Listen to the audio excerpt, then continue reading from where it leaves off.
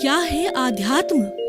दर्शन, चिंतन धारा, विद्या या संस्कृति की परंपरागत विरासत। आध्यात्म दर्शन यानी जीवन का शाश्वत सत्य।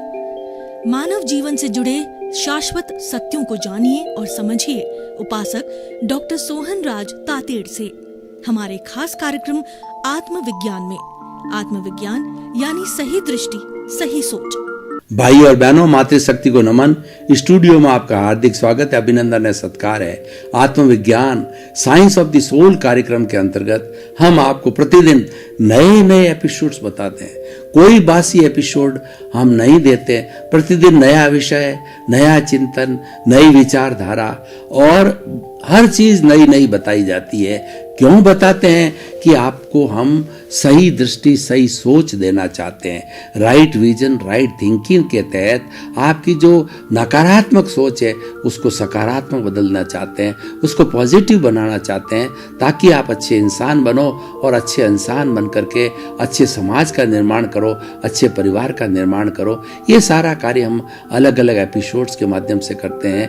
तो आज का हमारा बहुत सुंदर एपिसोड है योग द्वारा स्वास्थ्य प्रबंधन। भाई और बहनों, बहुत ही सुंदर विषय है। पहला है योग और दूसरा है स्वास्थ्य प्रबंधन। दोनों ही बड़े बड़े सूत्र हैं। सबसे पहले हम व्याख्या करेंगे स्वास्थ्य की। स्वास्थ्य किसे कहते हैं? स्वयं में अवस्थित होना, स्वयं में अवस्थित हो जाना। स्वयं कौन? क्या ये शरीर?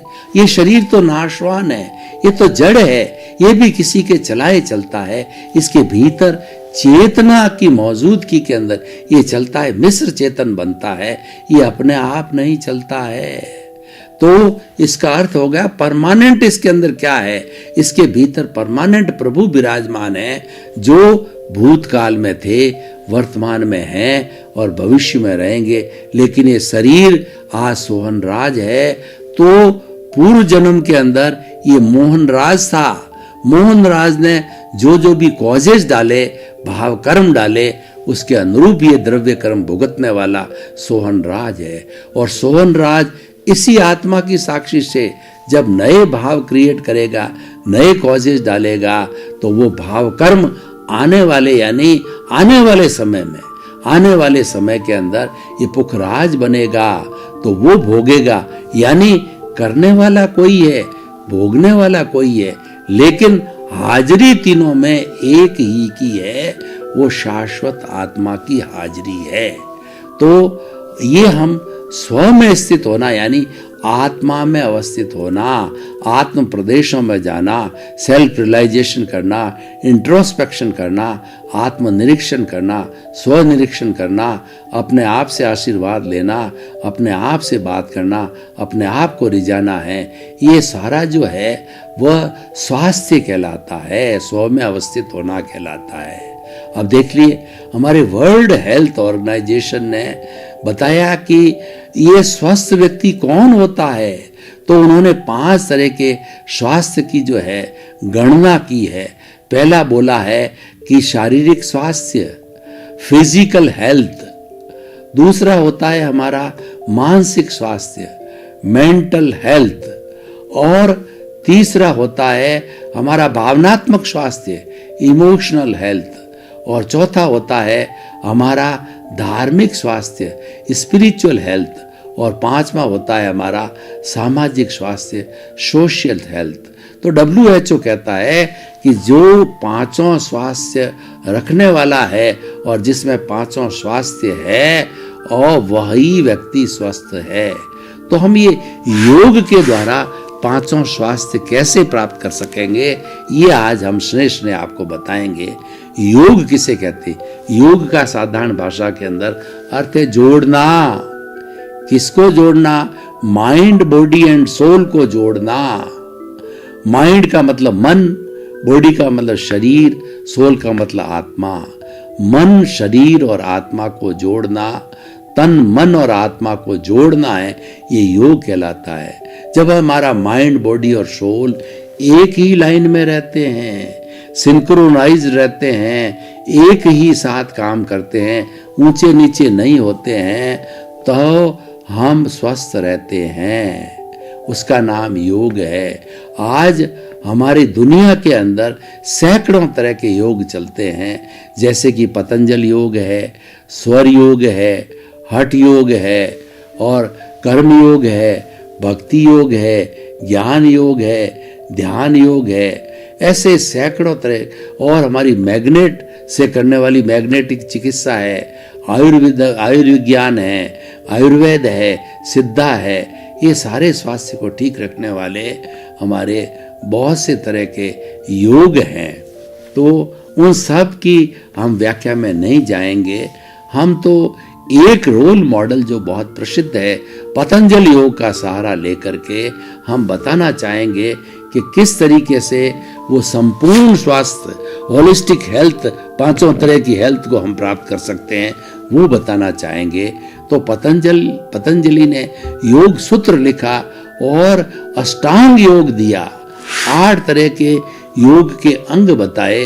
वो बहुत ही सुंदर है और वो अगर व्यक्ति जीवन में धारण कर लेता है तो निश्चित रूप से जो है वो अपने पांचों तरह के स्वास्थ्य प्राप्त करके होलिस्टिक हेल्थ प्राप्त कर सकता है। ये बात क्यों कही जा रही है कि योग है वो भारत की कृति है, योग भारत में जन्मा है। इसको हमारे हजारों सैकड़ों वर्षों पहले मोहनजोदड़ो हड़प्पा को भी देखो, आप वेदों को देखो, उसमें योग की चर्चा है। मोहनजोदड़ो हड़प्पा की खुदाई वो तो वेदों से पहले है, उसमें भी योग करते हुए मुनि मिले, जटाधारी मुनि मिले जो शिव की उपमा दी, भगवान ऋषभ की उपमा दी गई।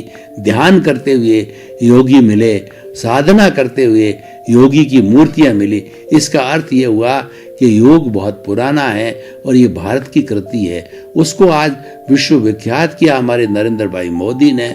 वो भारत के 200 वर्ल्ड के 210 देशों में जो है WHO के सामने, वर्ल्ड हेल्थ ऑर्गेनाइजेशन और UNO के सामने अपनी जो है वो इंडियन फिलॉसफी रखी। उन्होंने बताया कि योग भारत की संस्कृति है और योग के माध्यम से ही भारत धर्मगुरु देश हुआ है। और आज भी संभावना जो है हमारे धर्मगुरु देश भारत की बनने की है।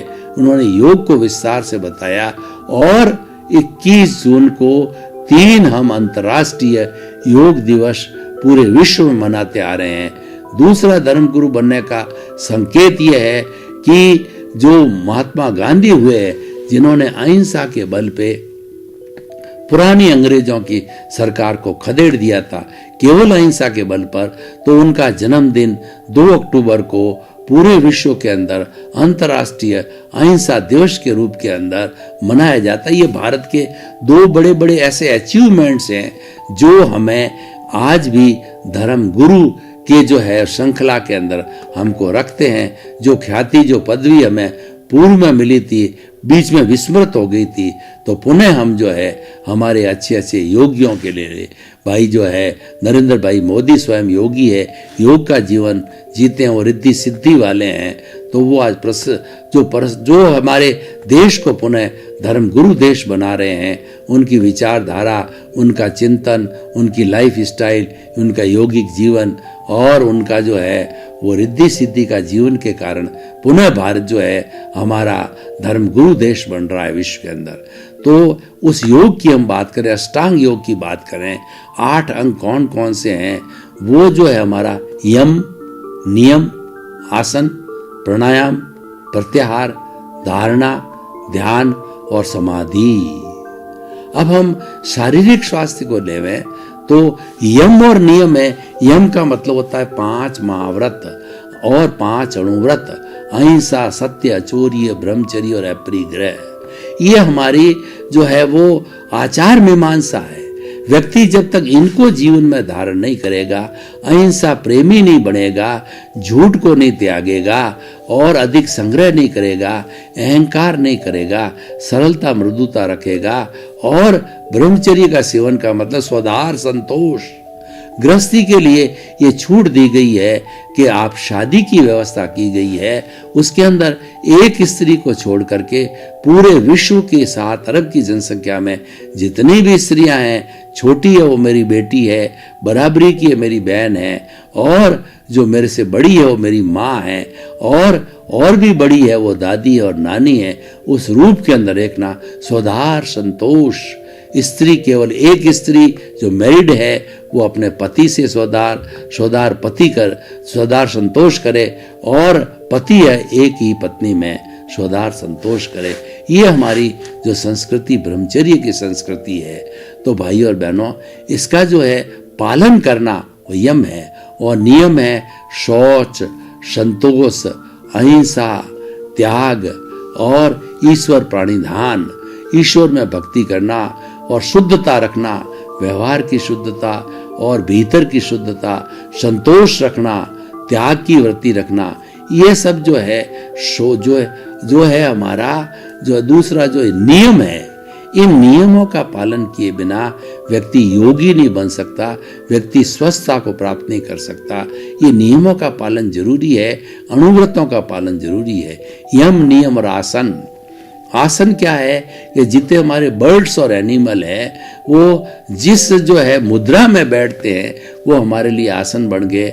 वैसे 72 तरह के 72 टाइप के आसन हैं। मयूरासन, धनुरासन, ताड़ासन, पद्मासन, मर्त्यासन, अर्धमर्त्यासन, और इस तरीके से जो सारे पशु पक्षियों के ऊपर वो सारे आसन बनाए गए हैं। तो आसन करने से क्या होता है कि हमारा शरीर, ये जो शारीरिक जो है जो ढांचा है वो हमारी हड्डियों का है, तो उस ढांचे के अंदर उसको गति देने के लिए, उस ढांचे को फंक्शन करने के लिए हमारे पूरे शरीर में मसल्स है। वो मसल्स ही जो है इन हड्डियों के अंदर काम करते हैं, और हमारा जैसे ये भी मसल्स काम कर रहे हैं, सिर हिला रहे हैं, वो भी मसल्स काम कर रहे हैं, और उस मसल्स के अंदर 60 खरब कुल कोशिकाएं काम कर रही है। तो उन मसल्स को नरम करने का काम आसन से होता है। हम अलग अलग तरह के अलग अलग, उस गहराई में मैं नहीं जाना चाहता हूँ। मैं ये कहना चाहता हूँ कि जब हम आसन करते हैं तो हमारा मसल्स जो है वो मजबूत होता है, उससे हमारे को शारीरिक स्वास्थ्य मिलता है, हमारा शरीर अकड़ता नहीं है। जब शरीर अकड़ता नहीं होता है तब हमारा जो है चिंतन भी शुद्ध होता है, नकारात्मक की जगह सकारात्मक सोच होती है। और शरीर अकड़ा हुआ होता है तो आपकी सोच भी नकारात्मक होगी, नकारात्मक सोच होगी, इसका मतलब आप स्वस्थ नहीं हैं, आप बीमार हैं। तो ये हमारे शारीरिक स्वास्थ्य के लिए जो है ये हमारा जो है वो आसन हो गया। और दूसरा हो गया मानसिक स्वास्थ्य के लिए प्राणायाम। प्राणायाम का मतलब होता है कि प्राणों का याम करना। जो हम भीतर श्वास लेते हैं उसको हम रेचक कहते हैं, बाहर निकालते हैं उसको कुंभक कहते हैं। ये श्वास लेने की बहुत बड़ी कला है, और श्वास से हमारा जीवन जो है श्वास के साथ जुड़ा हुआ है। जब तक श्वास आ तब तक आशा, जब तक श्वास रहता है जब तक आशा है कि हम जिंदे हैं। वो श्वास का एक पूरा जो जीवन प्रबंधन श्वास से जुड़ा हुआ, उसका आयाम करना, उसका नियंत्रण करना। उसके लिए हम अनुलोम विलोम करते हैं, भस्त्रिका करते हैं, और उसके साथ साथ में हम जो है वो और दूसरे श्वास प्रेक्षा करते हैं, और भस्त्रिका के साथ साथ में हम जो है वो और भी बहुत से श्वास के प्रयोग करते हैं। ये सारे प्रयोग है हमें मानसिक शांति देते हैं, हमारे मन को शुद्ध करते हैं, क्योंकि इन सब प्रयोगों से अधिक ऑक्सीजन जो है हमारे फेफड़ों में जाती है, और फेफड़ों के अंदर जो ब्लड के साथ कार्बन डाइऑक्साइड मिली होती है उसको हटा करके, उसको बाहर निकाल करके और ब्लड के अंदर ऑक्सीजन को डालते हैं। तो ऑक्सीजन से ब्लड शुद्ध होता है। जितना ब्लड शुद्ध होता है वो चेतना देता है, जागृति देता है, और उससे हमारी नेगेटिविटी समाप्त होती है और हमें मानसिक शांति मिलती है। तो मानसिक शांति के लिए प्राणायाम करना चाहिए। और तीसरा है हमारा जो है शारीरिक स्वास्थ्य, मानसिक स्वास्थ्य, और तीसरा इमोशनल हेल्थ जो बहुत इंपॉर्टेंट होती है। इमोशंस होते हैं क्रोध, अहंकार, माया और लोभ। ये जो है हमें बहुत कुछ अफेक्टेड करते हैं, ये राग द्वेष को पैदा करते, ये स्वयं राग द्वेष है। तो हमें राग द्वेष का हटा करके उसकी जो समता भाव लाने के लिए हमें जो है वो 2-3 तरह के प्रयोग होते हैं। वो कौन सा होता है? आसन, प्राणायाम, प्रत्याहार। प्रत्याहार का मतलब है कि जो हमारी इंद्रियां बाहर की तरफ जा रही है, उन बाहर की तरफ जाने वाली इंद्रियों को भीतर की ओर जाओ, क्योंकि बाहर इंद्रियां जितनी लुब्ध होगी तो स्पर्शन रसन घ्राण चक्षु श्रोत्राणी उन विषयों में लुब्धता लाएगी, आप मन को देगी तो मन लुब्ध होगा, उसे राग द्वेष पैदा होगा, और जहाँ राग द्वेष पैदा होगा वहाँ हमारे बुरे इमोशंस खड़े हो जाएंगे। और उस राग द्वेष को कम करने के लिए इंद्रियां जितना उपयोग बाहर उसका अच्छा उपयोग हो कर। कैसे अच्छा उपयोग होता है कि हाथ वह काम करे जो ईश्वर भक्ति में काम आवे, या किसी के परोपकार के लिए काम आवे, या दान के लिए काम आवे, ये स्पर्शन होता है। और रसन इंद्री में बोल रहा हूँ, ऐसी भाषा बोलो, सत्संग हो, लोगों को हितकारी बोले, लोगों को अच्छी दिशा मिले, आपके पास ज्ञान है तो लोगों को ज्ञान मिले, ये रसन। और तीसरा घ्राण, ये जो हमारे जो नाक है सुगंध दुर्गंध को आने वाले हैं, हम दुर्गंध से हटे और सुगंध को प्राप्ति करें, ये इसका फंक्शन हो गया। और आंखें हैं अच्छे चित्र देते, अच्छे अच्छे भगवान के चित्र देखे, अच्छी अच्छी लेशियाओं के देखे, और अच्छी अच्छी चीज़ों को जो है स्मरण करे, वो स्वाध्याय करे। और ये हमारे जो कान हैं श्रोतेंद्रिय, ईश्वर की वाणी, जिन वाणी को सुनने के लिए मिला है। तो इस तरीके से इंद्रियों का जो है प्रतिशीलता करना, उससे हमारा इमोशनल कॉन्सेंट होता है। यम और नियम से भी होता है। हम यम और नियम का पालन करते हैं तो हमारा राग द्वेष कम होता है, और राग द्वेष कम होने से हमारी इमोशनल हेल्थ जो है अच्छी बनती है। आगे बढ़ें तो हमारी आध्यात्मिक स्वास्थ्य, स्पिरिचुअलिटी के लिए हमारे जो आगे बढ़ते हैं कि हमारा जो है पहले शुरू से हम चले थे यम नियम आसन प्राणायाम प्रत्याहार धारणा ध्यान समाधि। अब देखिए कि धारणा क्या है? अच्छे अच्छे विचारों को रिटेंशन करना। हमारे जो है अब वेदों को लीजिए, त्रिपिटक को लीजिए, और हमारे आगम को लीजिए, ब्राह्मण, आरण्यक, उपनिषद, बहुत से जो हमारे भारतीय संस्कृति के धार्मिक ग्रंथ है, उसमें अच्छी अच्छी बातों को, अच्छे अच्छे संस्कारों को भीतर लेना और रिटेन करना, उसको अंदर धारण करना, वो धारणा है। और ध्यान, मेडिटेशन करना, यानी हम किसी एक लक्ष्य के ऊपर एक भगवान का चित्र बना करके, वो जो हम 2 तरह के होते हैं, आलम्बन और निरालंबन। अगर हमारी शुद्ध आत्मा का हम ध्यान, निरंजन निराकार का ध्यान करते हैं तो वो निरालंबन ध्यान करते कहलाता है। और किसी भगवान का जिसमें हमारी श्रद्धा है उसका ध्यान करते हैं तो वो आलम्बन ध्यान करता है। एक टक होकर के, एक दृश्य होकर के सारी शक्ति को उसके ऊपर लगाना है, वो धारणा, वो ध्यान कहलाता है। और समाधि की जो अवस्था आती है वह भी हमारी स्पिरिचुअलिटी के लिए, यानी भीतर का जो जगत है, धारणा, ध्यान और समाधि,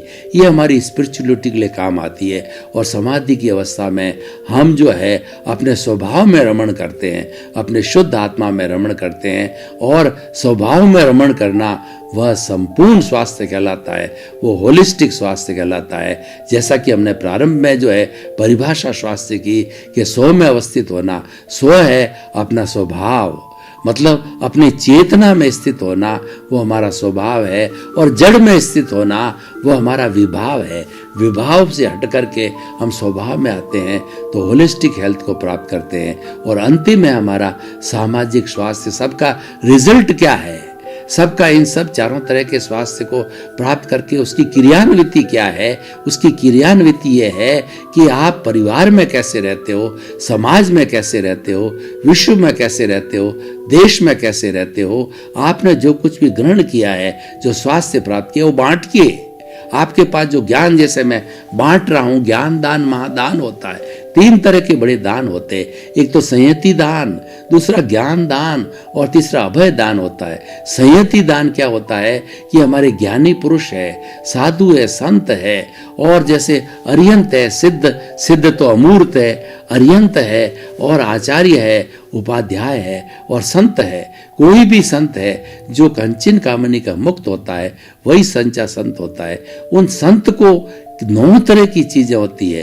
अन्न पुण्य, पान पुण्य, लयन पुण्य, शयन पुण्य, शैया पुण्य, मन पुण्य, वचन पुण्य, काया पुण्य। तो उनको अर्पित करना चाहिए, क्योंकि उनके घर नहीं, रसोई नहीं, संबंध नहीं, वो भिक्षा मांग कर खाते हैं। और जब तक उनका शरीर है, तीर्थंकर होता है, उसके भी शरीर होता है, वो सब उनको अर्पण करना चाहिए। वो उनको जो है निर्मोही होकर के और भक्ति के साथ अर्पण करना चाहिए। ये संयति दान हो गया। और दूसरा होता है ज्ञान दान, जो मैं आपको बांट रहा हूं, सम्यक दर्शन की प्राप्ति कैसे हो, सनातन सत्य क्या है, कुदरत की रचना, कुदरत का कानून, और ये किस तरीके से आपको दृष्टि विज्ञान देना है, और आपके जो है दर्शन को खुला करना है, और आपको भक्ति भावना से जोड़ना है। ये सारा जो है ज्ञान दान है, ये महादान कहलाता है। तीसरा अभय दान होता है। अभय दान क्या होता है कि 84 लाख जीवा योनि के प्राणियों को, वे मेरे भीतर विराजमान शुद्ध आत्मा भगवान, मुझे ऐसी शक्ति दो, जागृति दो कि 84 लाख जीवा योनि के प्राणियों को मेरे द्वारा मन से, वचन से, काया से, किसी और करने से, करवाने से, अनुमोदने से किसी प्राणी को कोई कष्ट ना हो, ये अभय दान कहलाता है। तो भाई और बहनों, ये हमारा जो सामाजिक स्वास्थ्य है, क्योंकि हम सामाजिक दृष्टि से सापेक्ष हैं, हम एक दूसरे से जुड़े हुए हैं, एक दूसरे के बिना काम नहीं चलता है। व्यक्ति कभी भी निरपेक्ष नहीं हो सकता। सामाजिक प्राणी है, वह निरपेक्ष कभी भी नहीं होता है, क्योंकि उसको रोटी, कपड़ा, मकान, शिक्षा, चिकित्सा, जो ये 5 तरह की जो मूलभूत आवश्यकता है, ये शरीर की आवश्यकता है। व्यक्ति अगर हिमालय की गोद में भी चला जाए साधना करने के लिए, तो उसको रोटी और कपड़ा और शेल्टर वहाँ भी आवश्यकता होगी, यानी वहाँ भी समाज चाहिए। समाज के बिना आदमी जी नहीं सकता। इसलिए मनुष्य को सामाजिक प्राणी कहा। अरे मनुष्य क्या, पशु भी जो एक समाज में जीते हैं, उनके पशुओं के समूह को हम समझ कहते हैं। केवल एक मात्रा का फर्क है, और मनुष्य के समूह को हम समाज कहते हैं। और पक्षियों का भी समूह होता है। आपने देखा होगा कि विदेश से जो पक्षी भारत में अभयारण्य में आते हैं, वो एक लाइन बना करके आते हैं, वह उनका समाज होता है। समाज के बिना व्यक्ति जी नहीं सकता। समाज हमें जन्म देता है, समाज हमें पहचान देता है, समाज हमें सम्मान देता है। तो हमारा ये सामाजिक स्वास्थ्य जरूरी है कि हम लोगों के साथ कैसा व्यवहार करते हैं। लोगों के साथ में वह व्यवहार नहीं करना चाहिए जो कि हमको बुरा लगे। तो इस तरीके 5 स्वास्थ्य को योग के द्वारा हम प्रबंधन कर सकते हैं। तो निष्कर्ष की भाषा में अब जो हम निष्कर्ष की बात करते हैं, और इस एपिसोड को जो है मैं ऑडियंस के सामने खुला करता हूं, तो इसकी रिलीवेंस, इसकी सामाजिक उपयोगिता और ये कैसे उपयोगी हो सकता है प्राणी मात्र के लिए, तो मैं कहना चाहूंगा कि योग एक टेस्टेड पद्धति है। हजारों वर्षों से हमारे जो ऋषि मुनि हुए हैं, जो कि कुटिया बना करके और वो प्राकृतिक सौंदर्य के बीच में नदी के तट पर जीते थे, और जो 5 तरह के आश्रम, एक ब्रह्मचर्य आश्रम होता था, वो जो है वो चारों वर्ण के ब्राह्मण, क्षत्रिय, वैश्य, शूद्र लोगों को पढ़ाया करते थे, प्रकृति के करीब रहते थे, और उनको विनम्र होना सिखाते थे, उनको मानवीय गुण सिखाते थे, और उनमें सब शिक्षा के साथ साथ में गुणों का रोपण करते थे। वो गुरुकुल प्रणाली कहलाती थी। और आजकल वो गुरुकुल प्रणाली गायब होने के कारण हमारी जो वर्तमान शिक्षा है, ज्ञान तो बहुत दे रही है, विद्वान तो बहुत पढ़ रही है, पर वो विद्वान अहंकारी बनने जा रहे हैं, उनमें विनय नहीं है। तो विनय का भाव पैदा करने के लिए हमारी शिक्षा प्रणाली के अंदर गुरुकुल प्रणाली को जोड़ना चाहिए, तभी हमारी एजुकेशन होलिस्टिक होगी। वर्तमान plus gurukul is equal to ideal education system बनेगा, और उसमें भावनात्मक जो हमारा विकास, जो कि आज गायब हो रहा है वर्तमान शिक्षा प्रणाली में, इसी कारण आजकल सहनशीलता की कमी हो रही है। किसी को भी देखो, छोटे बच्चे को भी देखो, कोई किसी को सहन नहीं कर रहा है, और त्याग की वृत्ति समाप्त हो रही है। व्यक्ति सेल्फ सेंटर्ड हो गया है। भाई और बहनों, आपका बहुत बहुत धन्यवाद। आप हमारा आत्मविज्ञान कार्यक्रम बराबर देख रहे हो, देखते रहिए। आप आत्मविज्ञान कार्यक्रम की आत्मा हो, आपके लिए बनाया, आपके द्वारा संचालित होता है, और आपके लिए ही है। आपको उसको सुनिए, क्योंकि आपके जीवन का निर्माण होगा। आप एक अच्छा परिवार बनाएंगे, आप एक अच्छा विश्व बनाएंगे, और हमारा उद्देश्य है सर्वे भवन्तु सुखिनः सर्वे भवन्तु निरामया। इसी क्रम में आपका जीवन आनंदमय हो, मंगलमय हो, आपके प्रति मंगल भावना शुभ। आत्मविज्ञान में आत्मविज्ञान यानी सही दृष्टि, सही सोच।